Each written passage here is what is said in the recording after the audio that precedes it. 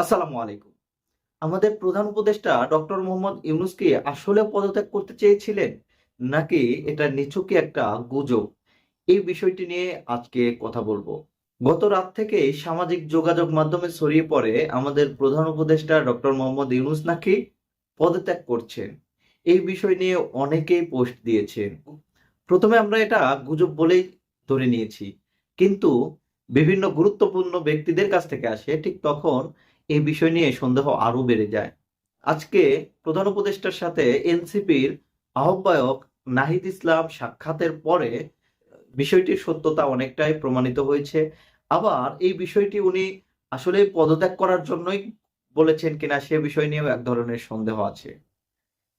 কারণ আমরা শুনতে পেরেছি আমাদের যে ছাত্র দুইজন উপদেষ্টা আসিফ মাহমুদ সজীব ভুইয়া এবং মাহফুজ আলমকে কালকে ডক্টর মোহাম্মদ ইউনূস নাকি বলেছেন যে যদি তোমরা এরকম বিতর্কিত কর্মকাণ্ড করতে থাকো তাহলে আমার কিন্তু ক্ষমতার লোভ নেই, আমি যখন তখন ক্ষমতা ছেড়ে চলে যেতে পারি। এখন এই ভয় দেখানোটাকেই অনেকেই হয়তো সত্য বলে ধরে নিয়েছে।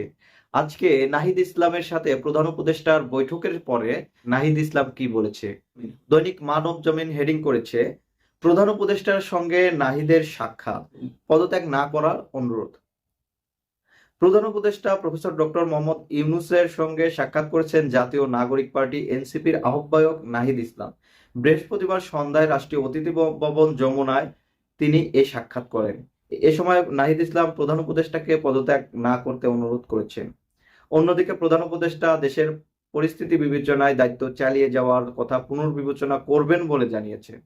জাতীয় নাগরিক পার্টি এনসিপির সিনিয়র যুগ্ম আহ্বায়ক ও রাজনৈতিক লিয়াজু কমিটির প্রধান আরিফুল ইসলাম আদিব মানবজমিনকে বলেন, বর্তমান পরিস্থিতি নিয়ে প্রধান উপদেষ্টার সঙ্গে সাক্ষাৎ করেছেন এনসিপির আহ্বায়ক নাহিদ ইসলাম। সাক্ষাতে দেশের রাজনৈতিক পরিস্থিতি নিয়ে আলোচনা হয়। আলোচনায় নাহিদ ইসলাম প্রধান উপদেষ্টাকে পদত্যাগের সিদ্ধান্ত গ্রহণের পূর্বে জুলাই অভ্যুত্থানের আকাঙ্ক্ষা, দেশের নিরাপত্তা, সার্বভৌমত্ব ও জাতীয় ঐক্যের বিষয়ে ভেবে দেখার আহ্বান জানিয়েছে।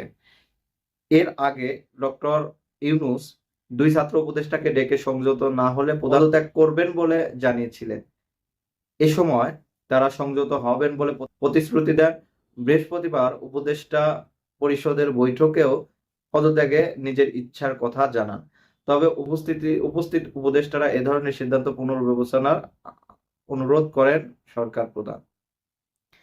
মানে এটা একদম পরিষ্কার বিষয়, তিনি আসলে পদত্যাগ করতেই চাইছিলেন। কেন? কারণ মানে ছাত্র যে দুইজন উপদেষ্টা, সেই দুইজন উপদেষ্টার যে বিতর্কিত কর্মকাণ্ড, সেই বিতর্কিত কর্মকাণ্ড তাকে বাধ্য করছে যে তাকে পদত্যাগ করার জন্য। এবং তিনি বলেছেন যদি তোমরা সংযত না হও তাহলে আমি পদত্যাগ করব।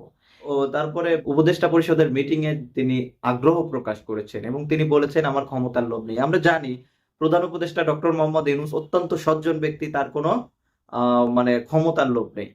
কিন্তু বাংলাদেশের প্রয়োজনে তাকে তো থাকতেই হবে। এই জন্য নাহিদ ইসলাম আজকে যে অনুরোধটি করেছে, আমার ব্যক্তিগত মত অনুযায়ী আমি বলতে চাই দেশের অন্য অন্য যে রাজনৈতিক দল জামায়াত ইসলামী বা বিএনপি, এদেরও ডক্টর মোহাম্মদ ইউনূস তার রাষ্ট্র পরিচালনা চালিয়ে যাওয়ার জন্য অনুরোধ করা উচিত বলে আমি মনে করি। কারণ এই অবস্থায় ডক্টর মোহাম্মদ ইউনূস ছাড়া বিকল্প কোনো ব্যক্তি নেই যিনি বাংলাদেশটাকে সুন্দর করে সাজাবেন, বাংলাদেশকে এই ভারতের অঙ্গরাজ্য হওয়া থেকে মুক্তি দিবেন। এই বিষয়টি কিন্তু সম্ভব না ডক্টর মোহাম্মদ ইউনূস ছাড়া। এবং তিনি বিশ্ব দরবারে যেভাবে বাংলাদেশকে তুলে ধরছেন সেই বিষয়ে তাকে অবশ্যই রাষ্ট্র ক্ষমতা চালিয়ে যেতে হবে। তা না হলে বাংলাদেশের অবস্থা বা পরিস্থিতি খুবই ভয়াবহ হবে। এবং এখানে নাহিদ ইসলাম যেটা বলেছেন যে দেশের সার্বভৌমত্ব, নিরাপত্তা এবং জুলাইয়ের আকাঙ্ক্ষা পূরণে আপনাকে চালিয়ে যেতে হবে। হ্যাঁ, আমরাও মনে করি তাকে এর জন্যই চালিয়ে যেতে হবে। কিন্তু উপদেষ্টা পরিষদের যে ছাত্র প্রতিনিধিরা, তারপরে আপনার যেসব সমন্বয়করা উল্টাপাল্টা কাজ শুরু করেছেন, যেরকম ভাবে প্রশাসনকে চাপ দেওয়া শুরু করেছে, যেভাবে বাংলাদেশকে অকার্যকর করার জন্য চেষ্টা করছে, এই বিষয় থেকে পরিত্রাণ করতে হলে উপদেষ্টা পরিষদকে নতুন করে সাজাতে হবে। এবং আসিফ মাহমুদ যেটা করেছে খুবই অন্যায় করেছে। শাহাদাত হোসেন যেহেতু মেয়র হয়েছে, সেখানে ইশরাক হোসেনকে মেয়র পদ দিলে খুব একটা ক্ষতি হতো বলে আমার মনে হয় না। আমার মনে হয় না। কিন্তু তিনি সেই মেয়র শপথ পড়াতে রাজি হলেন না। পরবর্তীতে হাইকোর্ট থেকে রায় দেওয়ার পরেও যখন রাজি হলো না, তার যে একগুঁয়েমি, সেই একগুঁয়েমিপনা আসলে ডক্টর ইউনূসকে একটু বিব্রতই করেছে। এবং যেভাবে রাস্তাঘাটে বিএনপি আন্দোলন করেছে, রাস্তাগুলো ব্লক করা হয়েছে, প্রধান উপদেষ্টার বাসভবনের সামনে দাঁড়িয়ে উল্টাপাল্টা স্লোগান দেওয়া হয়েছে, এই বিষয়ে তাকে আসলে বিব্রত করাই স্বাভাবিক। কিন্তু আমার মতে রাগ বিরাগের বশবর্তী হইয়া কোনো কাজ না করার জন্য প্রধান উপদেষ্টাকে আমাদের ছাত্র জনতার পক্ষ থেকে অনুরোধ জানাবো এবং বলতে চাই, ছাত্র উপদেষ্টারা আপনারা সংযত হয়ে যান এবং আমাদের প্রধান উপদেষ্টা ডক্টর মোহাম্মদ ইউনূস আমাদের অ্যাসেট, এটা মির্জা ফখরুল ইসলাম আলমগীরও একদিন বলেছে, এই অ্যাসেটকে আপনারা যেতে দিন না এত তাড়াতাড়ি। যদি এত তাড়াতাড়ি তিনি চলে যায়, বাংলাদেশের অবস্থা খুব একটা ভালো হবে না। উনি একটা সুষ্ঠু, গ্রহণযোগ্য এবং ইনক্লুসিভ নির্বাচন যদি দিয়ে যায়, তাহলে বাংলাদেশের জন্য ভালো। এবং যে সকল রাষ্ট্র ব্যবস্থার সংস্কার প্রস্তাব এসেছে, সেই রাষ্ট্র ব্যবস্থার সংস্কার না হওয়ার আগে তিনি যাওয়া মানে বাংলাদেশের একটা বিশাল ক্ষতি হওয়া এবং আমাদের জুলাইয়ের যে আকাঙ্ক্ষা, সেই আকাঙ্ক্ষা পূরণে আমরা একটা ক্ষতিগ্রস্তের মধ্যে পড়ে যাব। এই জন্য অবশ্যই তাকে থাকতে হবে। এবং হাসনাত আব্দুল্লাহ আজকে প্রত্যেকটা দলকে, এবং নাহিদ ইসলামও বলেছে, প্রত্যেককে ঐক্যবদ্ধ হওয়ার আহ্বান জানিয়েছে।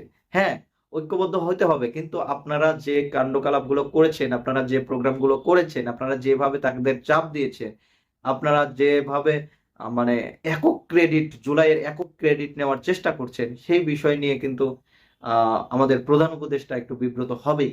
এই জন্য আপনাদের সেই থেকে সংযত হতে হবে এবং আমাদের প্রধান উপদেষ্টা যাতে ভবিষ্যতে একটা সুন্দর নির্বাচনের পরে তিনি বিদায় নেন, সেই আশা আমরা ব্যক্ত করব। এবং আমাদের ভাই আবু সাইদ, আমাদের ভাই মুগ্ধ, আমাদের ভাই অসীম যে আত্মত্যাগ করে গেছেন, হাজার হাজার ভাই এখনো হাসপাতালের বারান্দায় কাতরাচ্ছে, এই ভাইদের যে আত্মত্যাগ, সেই আত্মত্যাগকে বৃথা যেতে দেওয়া যাবে না। যদি রাষ্ট্র ব্যবস্থার সংস্কার না হয়, যদি সেই আগের ব্যবস্থায় আমরা ফিরে যাই, তাহলে বাংলাদেশে কিন্তু এই আত্মত্যাগগুলো বৃথা যাবে। আমরা চাই না আমাদের ভাই আবু সাইদ, আমাদের ভাই মুগ্ধ, আমাদের ভাই ওয়াসিমের আত্মত্যাগ এইভাবে বিলীন হয়ে যাক। আমরা চাই বাংলাদেশটিকে সুন্দর, সুশৃঙ্খল ভাবে গড়ে তুলতে। এবং যেসব দাবি দাওয়া নিয়ে যারা রাস্তা ব্লক করছে, তাদের উদ্দেশ্যে বলবো যে আপনাদের কি কি দাবি দাওয়া আছে, সেই দাবি দাওয়া সরকারের কাছে পেশ করুন, প্রয়োজনে ডিবেটের ব্যবস্থা করুন, আপনাদের দাবিগুলো যৌক্তিক কি অযৌক্তিক, তারপরে আপনাদের রাজপথে যাওয়া উচিত। আপনারা যেন তেন কায়দায় একটা রাজপথ ব্লক করে দেন, এটা কিন্তু খুবই কষ্টদায়ক ঢাকাবাসীর জন্য। ঢাকাবাসী অনেক ভোগান্তিতে পড়েছে। এই থেকে আমাদের সবাইকে ফিরে আসতে হবে। এবং বাংলাদেশের প্রত্যেকটা রাজনৈতিক দলের উদ্দেশ্যে বলবো, ডক্টর মোহাম্মদ ইউনূসকে যেতে দিয়েন না। এটা বাংলাদেশের জন্য খুব একটা ভালো হবে না, কারণ ডক্টর মোহাম্মদ ইউনূস বাংলাদেশের অ্যাসেট। এবং এই যে করিডর এবং বন্দর ইস্যু নিয়ে যারা ডক্টর ইউনূসকে বিতর্কিত করতে চেয়েছে, আসলে কিন্তু উনি কিন্তু কখনোই করিডর দিতে চায় না বা বন্দর দিতে চায় নাই, কিন্তু এই বিষয়গুলো সামনে এনে তাকে বিতর্কিত করার এক চেষ্টা করেছে। সেই চেষ্টার করেছে ভারতীয় বা আওয়ামী লীগ। এই জন্য আমাদের সবাইকে প্রত্যেকটা প্রোগ্রাম, প্রত্যেকটা সিদ্ধান্ত নেওয়ার আগে আমাদের যাচাই বাছাই করে দেখা উচিত। সকলেই ভালো থাকবেন। আসসালামু আলাইকুম।